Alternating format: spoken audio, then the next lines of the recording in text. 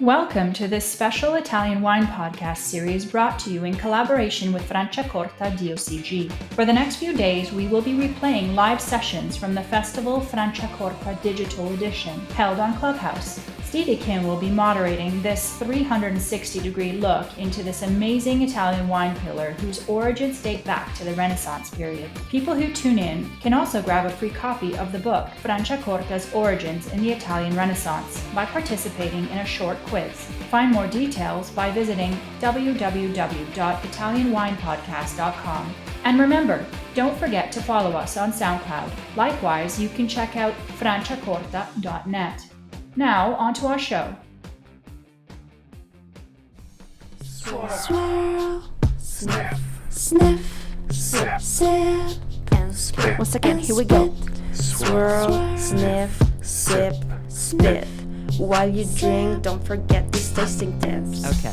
Alrighty, let's get this started. My name's Stevie Kim. Welcome to Italian Wine Club.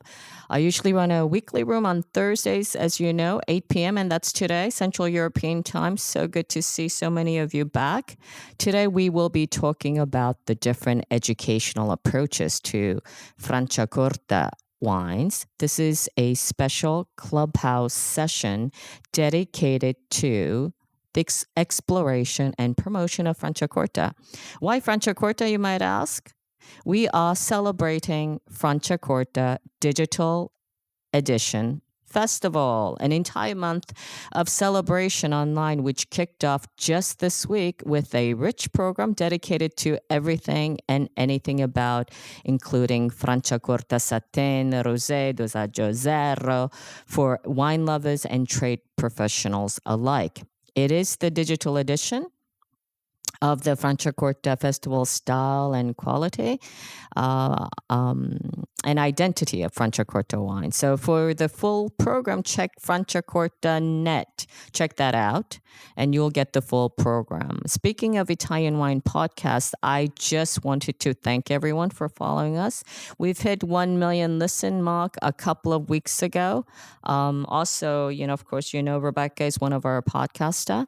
And if you'd like to give us a follow and leave a thumbs up on Apple Podcasts, Spotify, SoundCloud, and or Himalaya, wherever you listen to your podcast, we'd really appreciate that because, as you know, this is a labor of love. As usual, I like to remind the speakers that this room will indeed be recorded and replayed on the Italian Wine Podcast. We do this for all those who cannot attend, participate on this call today, and as a study tool for those doing the deeper dive into Italian wines. Thank you so much for joining us here on Clubhouse and listening to us also on Italian Wine Podcast because it is really, it means really a lot to us. So let me just get this started right now. So let me just start off. We have several panelists here today, and I'd like to start off with, of course, Francesco Marchio. Ciao Francesco.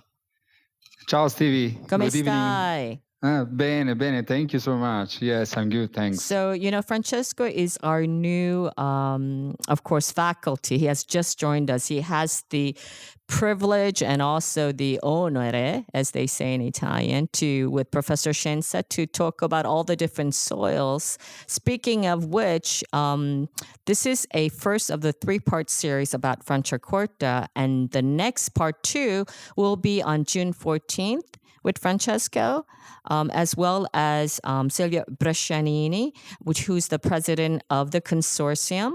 He will be joining us on June 14th. That's next Monday, 8 p.m. Central European time. And then to finish off on Tuesday, so the day after, but that'll be at 6 p.m. and we'll be talking about food and wine. So Francesco, first of all, he is the only other Italian wine expert who got his title at first try, along with, of course, Henry Devar. We're so lucky he's now moved back to Italy, so we have him kind of handy, and that's why he's getting involved with us now. I would like, since you're also the WSET diploma, of course, certified professional, as well as the Vinitaly International Academy Italian wine expert. Would you mind giving us kind of a quick overview of the different styles of Franciacorta? Yes, I would love to. First of all, thank you so much for having me tonight here with you guys. And let's talk about Franciacorta. So Franciacorta, it's in Lombardy. So it's a wine region in Lombardy, and it's located in the southern part of Isle Lake in the Brescia province.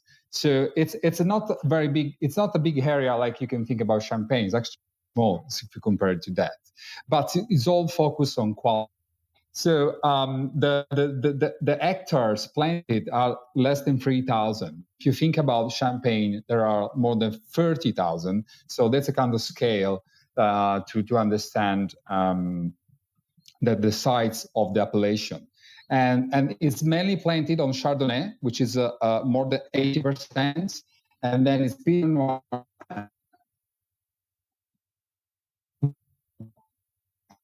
and a variety called Erba Mate, which I will talk about in a second.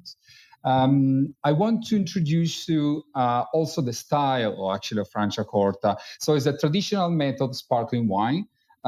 It is one of the best sparkling wine in the world, and for sure in Italy. And they actually produce a different style of this sparkling. So the first one is the Franciacorta DOCG, usually called Brut, but we go in the touch. And this one needs to be aged for 18 months. And it can be done by, of course, Chardonnay and Pinot Noir, and Pinot Bianco up to 50%, and Erba Mate up to 10% only. So Erba Mate actually was an ancient variety, which was completely forgotten. But with the climate change, the global warming, it's actually coming back. And person in the TG and the Franciacorta appellation. So there is restriction because this grape variety brings a lot of acidity to the wine. So from some styles, allow actually to use for the Satin. For the other is fine. Then they have that's the Brut, and then they have the Rosé, which is basically the same grape variety of the Brut, but the Pinot Noir must be at least 35%. So this is actually it's important because we're making a rosé wine, so you must have a good percentage of Pinot Noir in there. And then the other style that I particularly like it, and I have to say the Italians love particularly, is the Franciacorta Satin. So the Franciacorta Satin, it's basically a Blanc de Blanc. It's usually Chardonnay, but also Pinot Bianco can be used.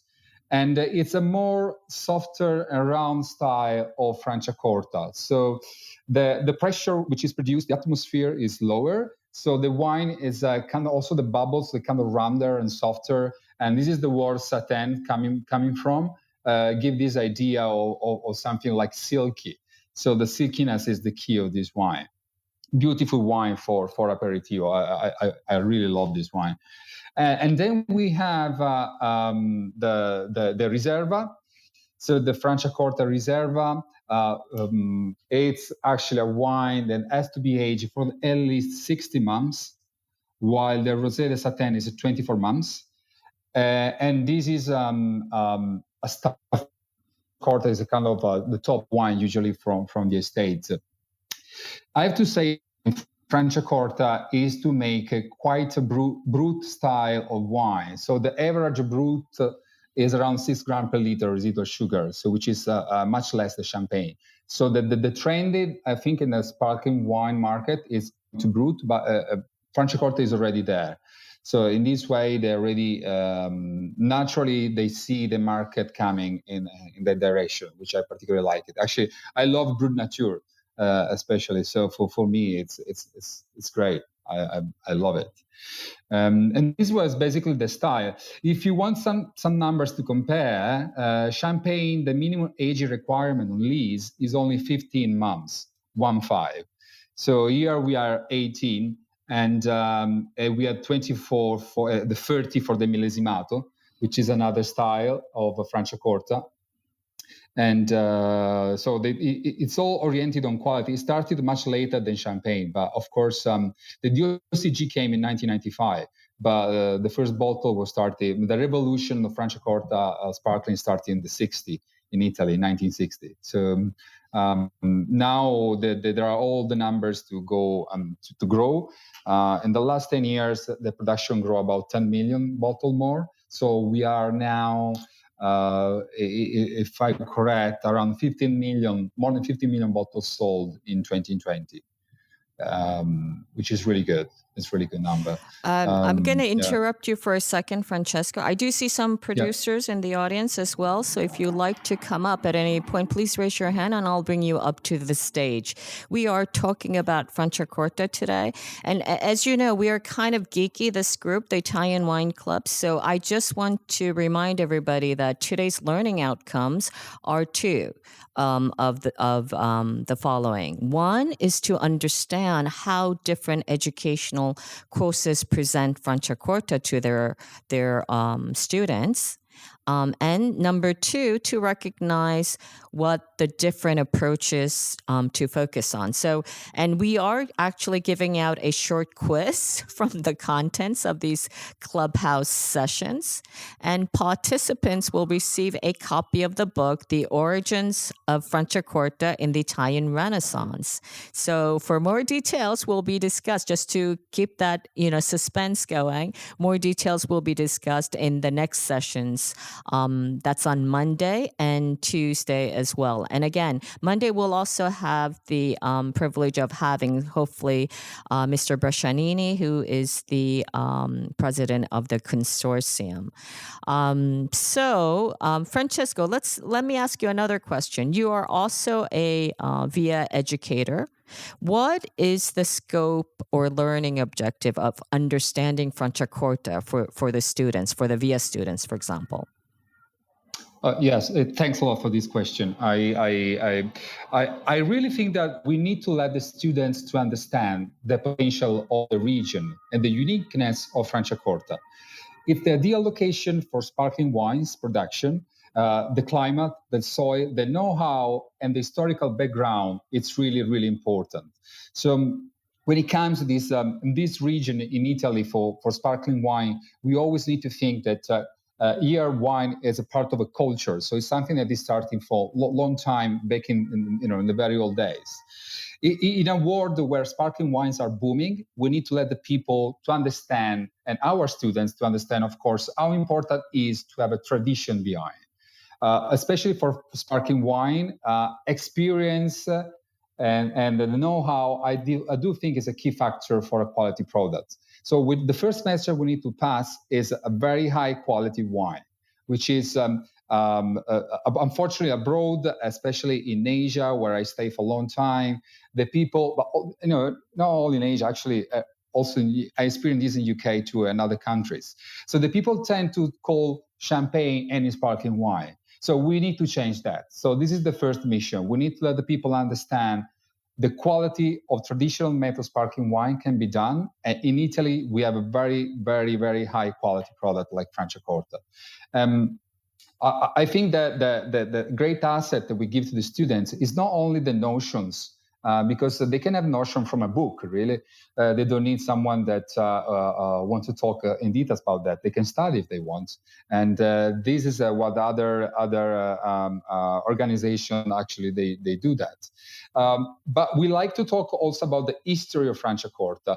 We want to let them understand how the present is tied to the past. So knowing the past really helps to understand more in depth about the wine and the culture behind. For me, this is really, really important. Not only notion, but also give a full picture of where we are and what we can add as Italian wine educator for Italian wine. I believe in an inclusive study method. So we want to create people that don't become an elite. They don't want just a trophy, another trophy to put in their CV or another pin to put on their shirts. But really, we want to create a group of professionals which is able to pass the final message to their clients, to their friends, and spread the knowledge.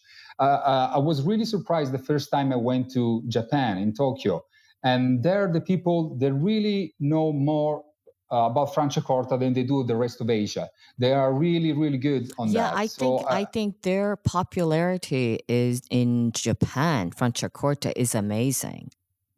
I think Franciacorta has done exceptional work, especially in Japan. Absolutely, absolutely. So I think this is the path that we want to go through, and we want really the people to understand how it's important to not only about the notions, but also about the cultural background, which is really important. Because unfortunately, not everyone can travel to the vineyards, which is the best way to understand the wine. But we can help with that, and I think the Consorzio Franciacorta producer, they're making an amazing job to really support us and support the students, because the students, they become a future, they can become clients, they can become ambassador of Franciacorta. So we need to bear in mind that since the beginning. Yeah, in fact, quite a few of our VIA community members are indeed official Franciacorta ambassadors, like JC, Vian, and Rashimi. She was here, of course, Maya, etc. So I think this is, our community loves Franciacorta. So I think we're a little bit partial. But for the VIA community, are there any learning materials you can recommend to broach Franciacorta? Sure.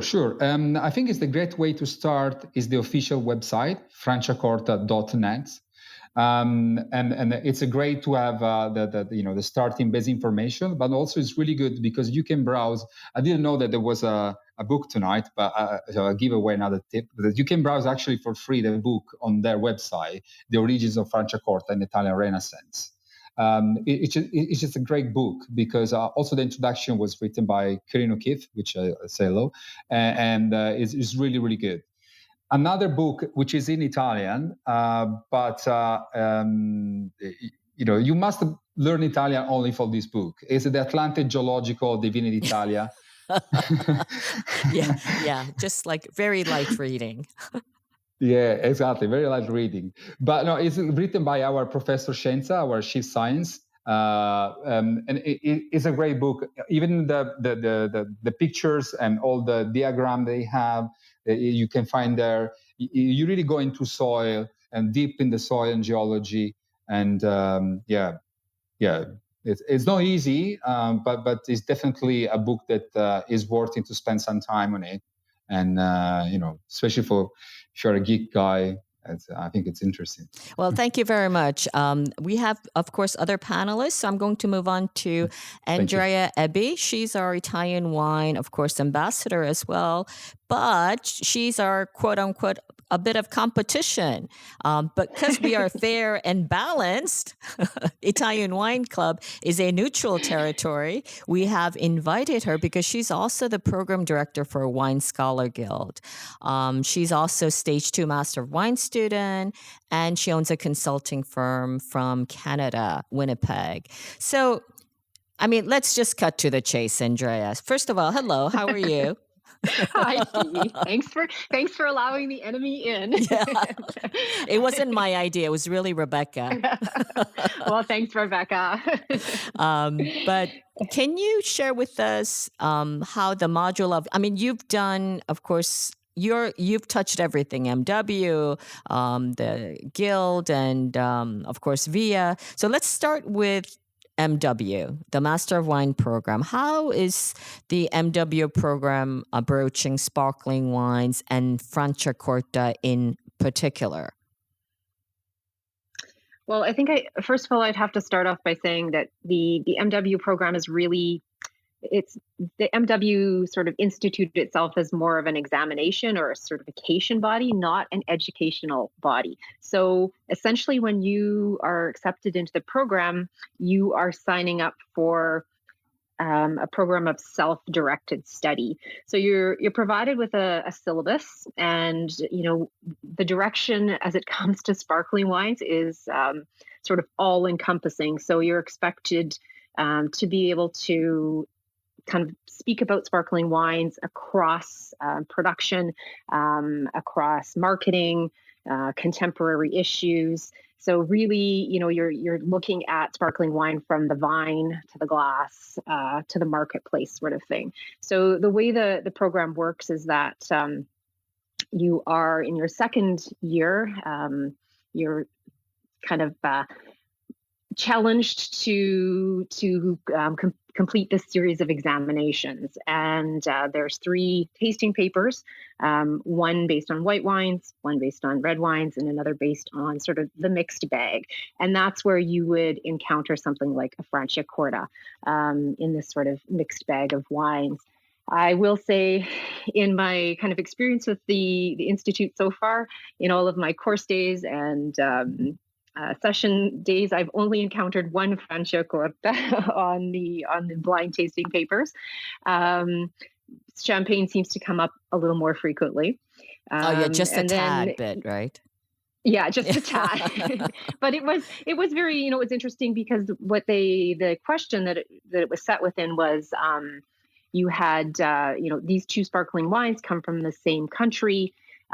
Basically discuss what you think they are, how they were made, and what the quality level was. And it was, it ends up at when the wines are revealed, you have a Franciacorta and a Prosecco, a higher end Prosecco. So it was really interesting to have those kind of 2 side by side and be able to kind of comment on them. And then you also write practical theory papers. And so paper 1 revolves around viticulture. So you might be asked to, write an essay basically on, what would you plant for, if you were intending to make Franciacorta, how would you plant that? What training methods would you use? Those sort of things. Paper 2 is about vinification. So here you're expected to basically be able to, pardon me, discuss the production of something like a Franciacorta, all the way from pressing the grapes, picking the grapes, blending, maturation, bottling, packaging, everything. And then paper 3 is handling of wine. Paper 4 is the business of wine. So here you might have questions about, you're a Franciacorta producer. How do you market your wines in the export market or something like that? And then paper 5 is contemporary issues. And that's kind of like, it's a scary one because it can be anything. It might be something like, does Franciacorta warrant a place alongside champagne? Discuss, things like that. So really you have to try and make your learning as broad as possible so that you're prepared to answer almost anything that can come at you. So, Andrea, you're from Canada. Let me ask you a market question. How popular is Sure. Franciacorta in your area? First of all, maybe explain to us which part of Canada you are and how, Sure. if the part of the spectrum of, monopoly where it stands. Right. So I'm in Manitoba, which is basically right in the middle of Canada. Our market has a monopoly. It is the largest kind of segment of the market is kind of run by the monopoly, but we do have some private wine stores as well. I've yet to encounter a Franciacorta in the monopoly store. It's just something that I have never seen. Previous to my role here at the Wine Scholar Guild, I was a buyer for a wine store within Winnipeg. And I think before I left, I had brought in 3 different Franciacortas. And, it took education of our customers to introduce them to what that was. But I did find that, it was, I won't say easy, but once you kind of gained the trust of a customer and you knew that they enjoyed something like a drier style Prosecco, and they wanted something for a special occasion, I could, quite easily sort of move them to Franciacorta. And I found it often easier to move them to Franciacorta than to something like a champagne. In our market, champagnes are usually quite expensive and seen still as a very sort of special occasion wine. And the Franciacortas are not inexpensive, but they came in at sort of more a value price point. So that was something that I did find was, I think there's room for growth in our market for sure for Franciacorta. I see Corinne is here. She's from Alberta, so it's a very different market there. Yeah, it's a more open market. They don't have the monopoly there, so there's much more freedom for agents to bring in unique wines. There she is. We've just brought her up to the stage. Yeah, there she is. She might be able to like elaborate on the kind of scope of Franciacorta in her market. Yeah, Corinne. Hi, Corinne. You're usually running at the gym at this time. Are you doing the treadmill, the usual treadmill? I am. I'm sorry, but I'll pause for a moment. You're so great. You're my inspiration.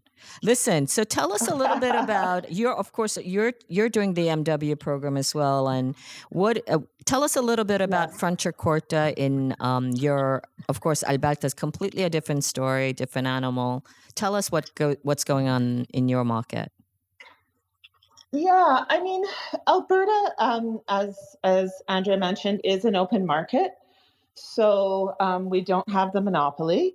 So it means we have quite a huge selection of wines in general. Italian wines are huge on our market. They I don't know the exact percentage, but they're a very high percentage on the market. Franciacorta, though, is a harder sell because it's oftentimes the same price or even more expensive than a lot of champagne on the market. So that's interesting. It's a little bit of a harder sell. Yeah, it's a hard sell because people don't know the product. And so they're thinking, well, why am I going to pay for this when I can buy a champagne, which I'm familiar with? And so I think it's, definitely more in specialty shops, but I think you'd see it in a lot of places. But it is definitely, just because of the price point it comes in at, definitely a harder sell here. Okay, great. Thanks, Corinne, for chiming in on that. I'm going to move quickly to Rebecca. Rebecca, hi. Hello. Hi, Stevie. How was the tasting? It's still going on. Oh, okay. It's good of you. You're making me miss it. I can kind of hear an echo, but Rebecca, of course, she's our in-house WSET educator. She's very precise, very English, and she is also coordinating our online program for Vinitaly International Academy for the Certified Educator program. We love her to death, and so, of course, I'm going to ask you a WSET question.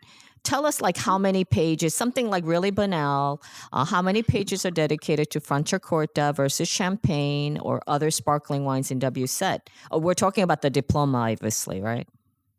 Yeah, so if we consider the diploma, then there's only really 4 pages dedicated to Franciacorta within the sparkling module, within 28 pages that are dedicated to sparkling wines of Italy, which also covers Prosecco, Asti, Lambrusco, and now, fortunately, Trento DOC, which was not included when I originally took the diploma.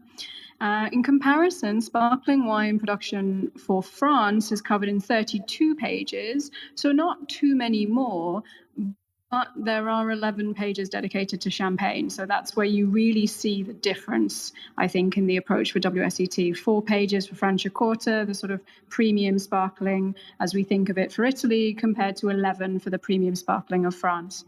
But do you know, I just think, Franciacorta, of course, I'm partial, is so underrated. Almost unknown to the WSET community. Is there any way we can kind of protest or send a letter? I mean, I don't know. I mean, of course I know Ian Harris, but I don't think he has any, say in the matter. There are several of us within WSET who have been working very hard to increase the focus. It's definitely much better now, but 4 pages obviously is not the best we can do. So do know that there are those of us working behind the scenes to really try and get, the people who are writing WSET books, looking at the market focus, to really understand that Franciacorta actually has a much bigger influence, I think, now than it ever has. It has a much bigger following, and it's much more important than I think WSET take it for. So we're working hard from the inside.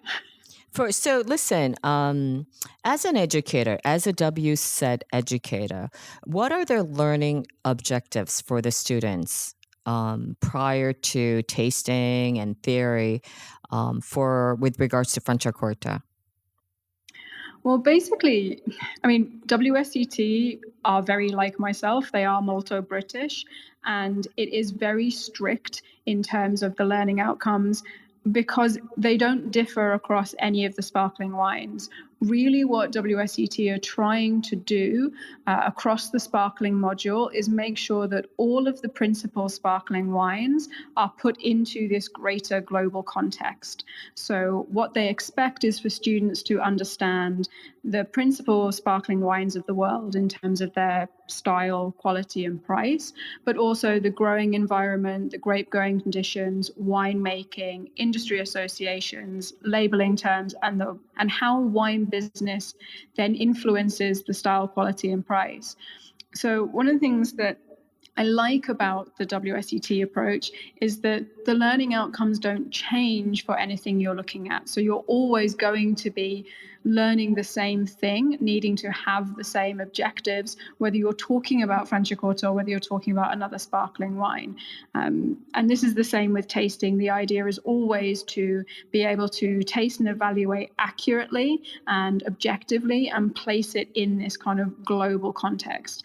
The problem, I think, with this approach, obviously, and is why having programs such as VIA, such as Italian Wine Scholar, really aid Franciacorta in terms of the educational approaches, is that sometimes I think things like Franciacorta can get lost. You don't get the deep dive, the geekiness. So, for example, you don't really get the focus on the influence of soils in Franciacorta, which are really important and we're going to talk about in the next clubhouse.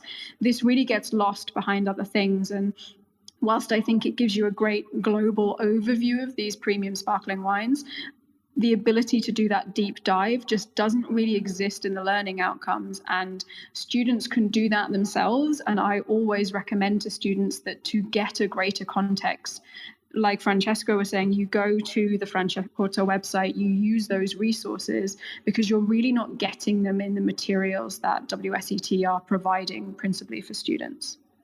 Okay, so if you've been doing also a lot of Insta lives for the Italian Wine Academy, if you were to do a side-by-side blind tasting, with, let's say, with champagne and Franciacorta, of course, I know, that's often the comparison. How would you teach your students to differentiate or the different characteristics? I'm asking you to do a dry tasting, basically. Yeah. Thanks. One of the key differences for me is in the ripeness of the fruit, because you do tend to have this little bit more warmth. You can take advantage of the slopes a little bit more. You've got these moderating influences of Lago Iseo, which really help pump up the fruit character in a Franciacorta in comparison to the champagne. And whilst you have often, these longer aging requirements for the lees, the autolytic characters don't necessarily come through quite as strongly because you've got this concentration of fruit. And that's also the same often with the acidity. And one of the great things about Franciacorta is that zero dosage, so these pas dosage styles, are really coming into their own in this appellation, this denomination, because you have this powerful fruit and you have a little bit more ripeness, a little bit more sugar and alcohol potential, which means that you don't have to worry so much about adding that later in the process. So I'm really going to guide my students towards looking for that more fruit ripeness and seeing how that interacts with the autolytic characters and the acidity. The other thing to consider is the inclusion of the satin category, this category with a slightly lower bar of pressure and this really silky mouthfeel. The WSET don't necessarily show satin in their tastings. They're much more going to go towards just the standard kind of brut styles.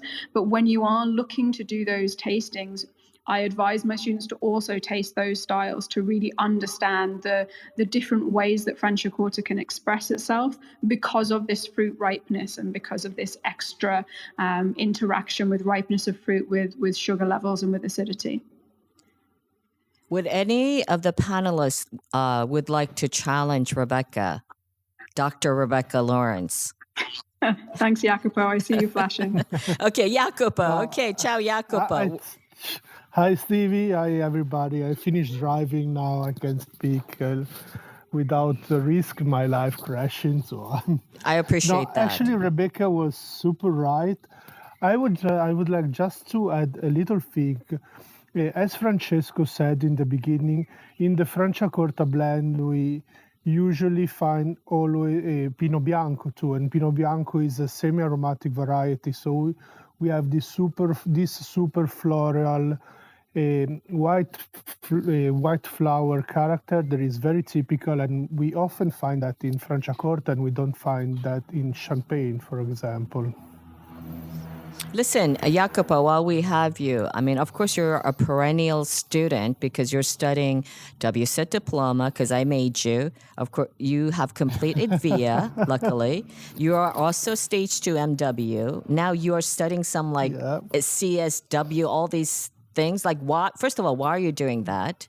And how would you differentiate or describe the level of Franciacorta education in these different types of school studies?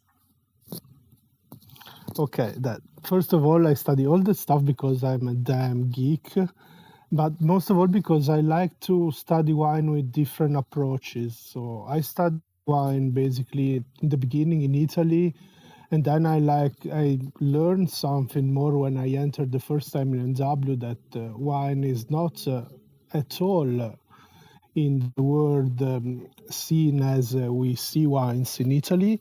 So now I'm very curious to learn different approaches and how different courses treat wine, with obviously a particular look at how they approach Italian wine, in this case Franciacorta.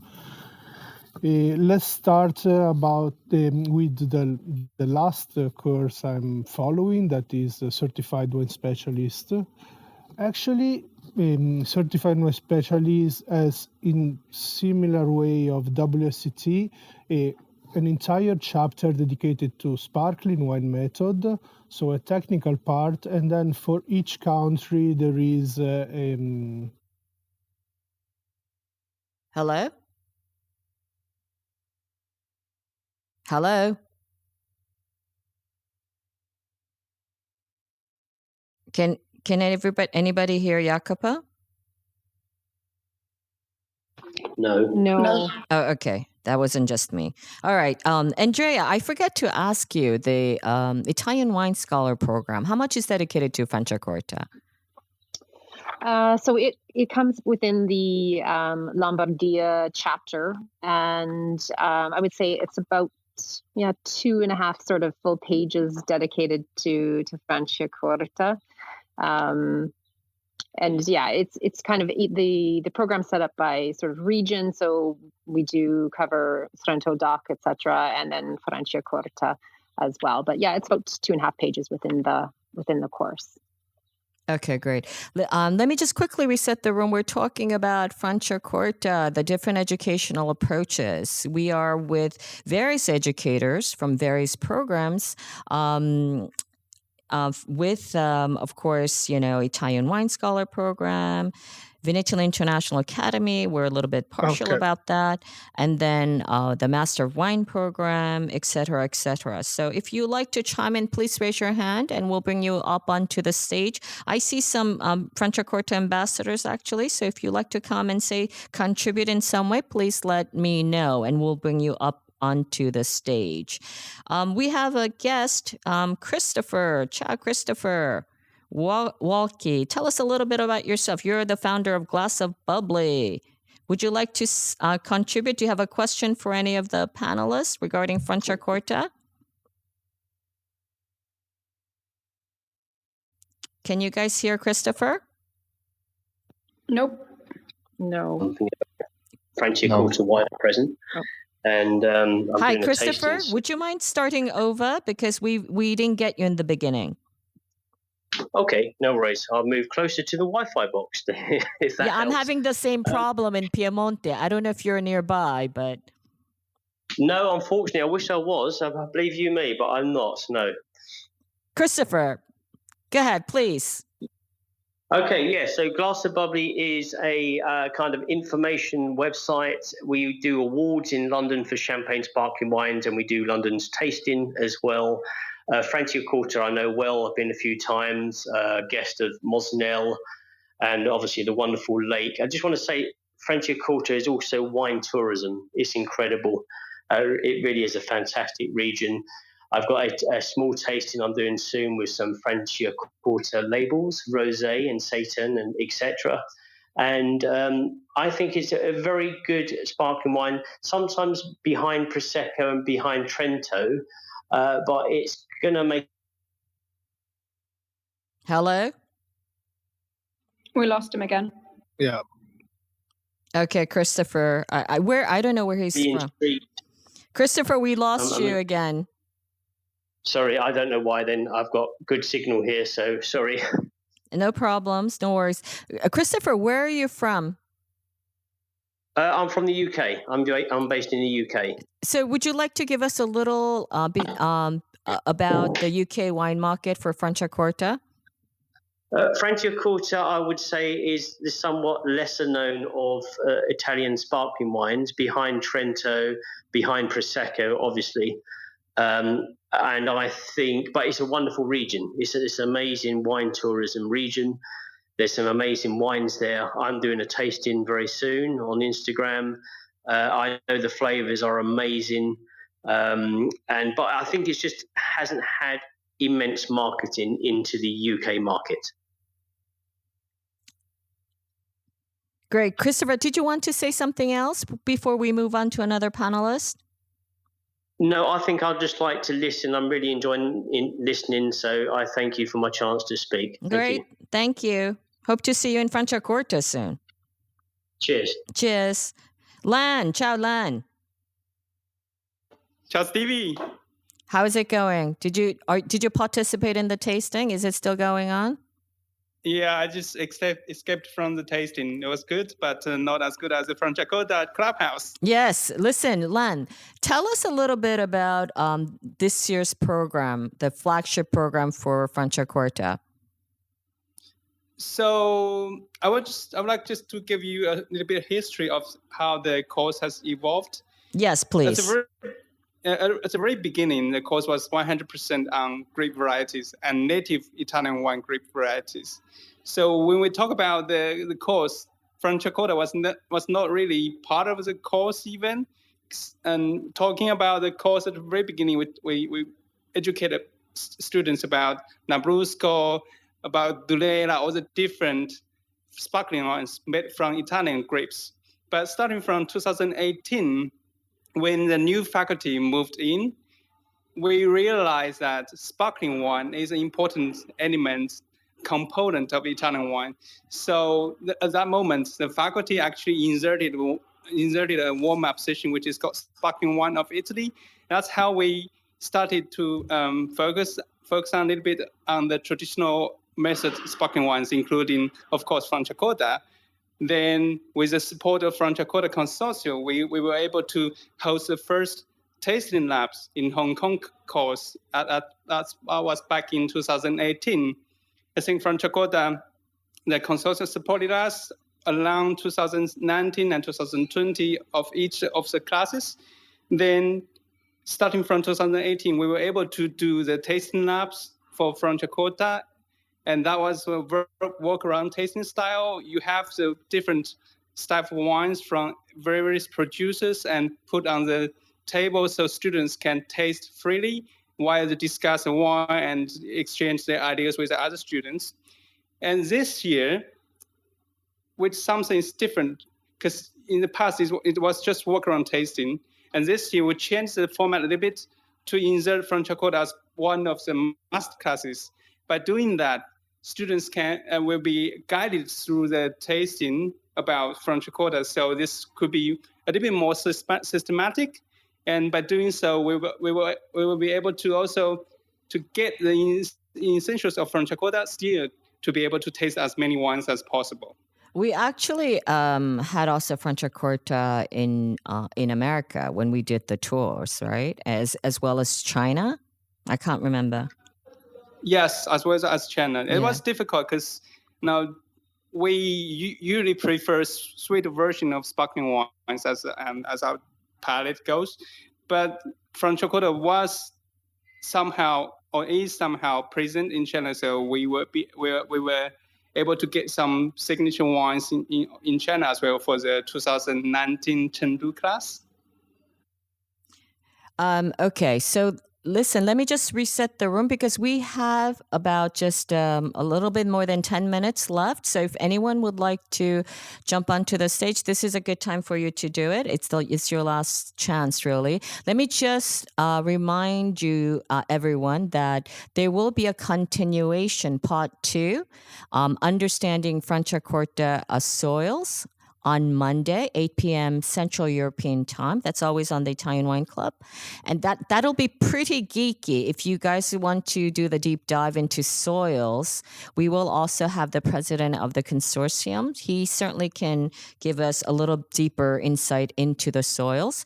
And with Francesco leading the discussion, because he will also be doing a special recap and a little bit of anteprima of what he'll be doing with the VIA students this year. I'll ask you a little bit about that later.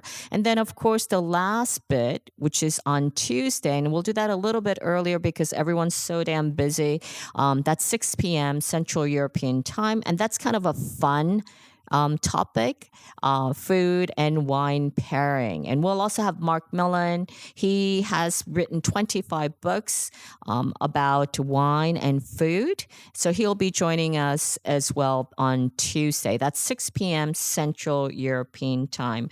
Francesco, I'm going to go back to you. Francesco, can you give us a little bit of like a preview, a sneak peek into what you'll be doing in terms of the soils for Monday?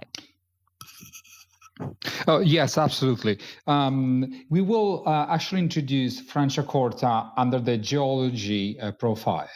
So Franciacorta is actually one of the few morainic area of Italy.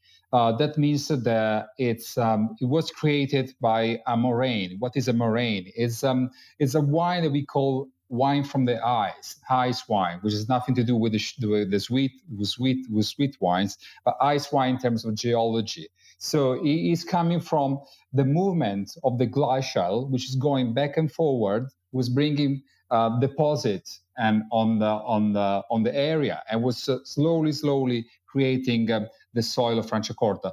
We're talking about geological area, right? So in the secondary and tertiary. So we are older than 50 million years ago, 250 to 50 million years ago. So it's a long time ago. The morainic soil is not that common in Italy, and Franciacorta is one of example. The other one is, for example, it's Lugana, but this is a Garda lake. Franciacorta was made from the glacial from the Val Camonica, which is an origin of Dolomites origin. So the soil is completely different from Lake of Garda. It's a different moraine. What is important, we will talk about in detail, is also the work that has been done during the 90s, the zonation of the land. Zonation of Franciacorta was really important because they actually came up with 6 different units. These units are the vocational area of growing Franciacorta. And why these are important? Because now the producer, thanks to this study, they can understand more about the soil. They can actually create their own cuvée based on soil. So it's really important when they make a wine to know about the soil where the wine is the vines are going to be grown. And this study and behind really allows them to make a step up in their cuvée when they create the cuvée for the wine. This just for start, and we will a lot more to talk about it. But it's really important for me to bring up the soil and connect that to the wine. So to give a full understanding, we not talk just about the soil, but how the soil influenced the wine style, which is really important too. That's fantastic. So I hope you guys have, he's whet your appetite enough to come back for some more on Monday. Again, we'll also have Brescianini, the president of the consortium. So y'all all can ask him a bunch of questions as well. So I'm going to start closing up the room with the last round of comments from the panelists. Let's start with Jacopo, who got cut off. What were you saying, Jacopo? Are you in a... I don't know where I lost my line. But it's Italy. I was talking about... It's Liguria. It's like Beirut, the same thing. Yeah, we're just about the sea. We don't have time to stay at the phone here. We have the sea, the beaches. Yeah, exactly. No, I was talking about Franciacorta in Certified Wine Specialist book. I don't know if you listened or if you lost me during that. Yeah, we actually lost you. Yeah, I was saying that is in Certified Wine Specialist, Franciacorta is mentioned in the in North Italy chapter. Is basically just a paragraph, but I was very surprised, happily surprised that when they talk about the blend, they actually mention herba mate, that is very unusual in a broad educational program. And the first part is about the blend and the variety. The second part is about the rules for the aging. So it's basically just a short paragraph about technical stuff. Great, thank you, Jacopo. Xiaowen, ciao, Xiaowen. Hi, Stevie. She's my Hi, everybody. Hello. She is my only hope to, as a study mate for the diploma program. She's way in advanced. But Xiaowen, and you're, of course, you're doing your studies with the VIA. Have you got a question or comment for our panelists with regards to Franciacorta? Yeah, I just want to share my experience of starting both VIA and diploma. Great. Fantastic. Tell us. Of both. Yeah, so I feel like both courses helped me in different ways. For example, as a diploma student, Oli Starday helped me to build a logical thinking of the basic way of understanding wines, like style, quality, price, as Rebecca mentioned before. And for VIA gives me an approach of interpreting wines in a storytelling way. So there are a lot of stories, a lot of background information to give me the connection with the region, with the wine styles. And I think I can become a better storyteller after VIA course. So I think for all these wine qualifications, it's not to just gain the title. It's more about to gain more connection with the wine world, to find the passion and get a clear career path afterwards. So yeah, that's just my thoughts I would like to share. Great. Thank you for sharing that, Xiaowen. Robin, I'm trying to bring you up. I don't know why it's not working. But I am trying to bring you up, but I can't seem to do that. I've been inviting you up. You might have to accept. Okay, let's go another round with Corinne. Would you like to say something else for our listeners? All right. No, I just think, this is a really great session, Stevie. I think it's really interesting, like you said, to see the different perspectives and the different approaches to teaching about it. And it's certainly, I think, really opened my mind. I think I need to take the Franciacorta certification there itself, so I'll have to get over and try and do that one of these well, days. we have a little quiz going on if you want to have that copy of that book. Perfect. No, we need to do an educational program. We were talking to the consortium about doing kind of a similar program to VIA, but like a deep dive into the Franciacorta, because I think they need to create, I know they have brand, kind of the ambassadors, but they need to create like even more, so that's kind of what we would like to try to convince them to do in the end. We'll see what happens, but I think definitely there's room for doing a little bit more about Franciacorta, because we all love it. I think all the Italian wine geeks love it, but it's not well known everywhere as it should be. So let's go so hope to see you next time. Andrea, would you like to say something before we close out? Sure. Yeah, no, I would just like to say, I think I fell in love with Franciacorta. I was lucky enough in 2018 that the Consorzio sponsored a group of the Wine Scholar Guild educators to travel to Franciacorta, and we spent about 3 days in the region, and it just really opened everybody's eyes to the quality and the potential. And I think that was such a great investment by the Consorzio, because every single one of those instructors went back to their corner of the world with this newfound appreciation for Franciacorta. So I really agree with, I think it was Ben who said, just getting people there into the region is going to be what inspires this wine around the world. So thank you for having me. Well, thank you for coming. I agree, absolutely. There's so much potential for Franciacorta. I think we could still do a lot more. There you go. So we have to try to help the producers get the word out there and to promote even more Franciacorta. They have actually a wonderful website, by the way, everybody. I've discovered it just now. I must confess, mea culpa, but they do have a wonderful website, incredibly educational. So I think you should all check it out if you haven't done that as of yet. It's very wealth of information. Okay, Francesco, would you like to close out to say goodbye? I know, of course, they're all going to come back for your geeky stuff on Monday. Oh, yes. I'm looking forward to that.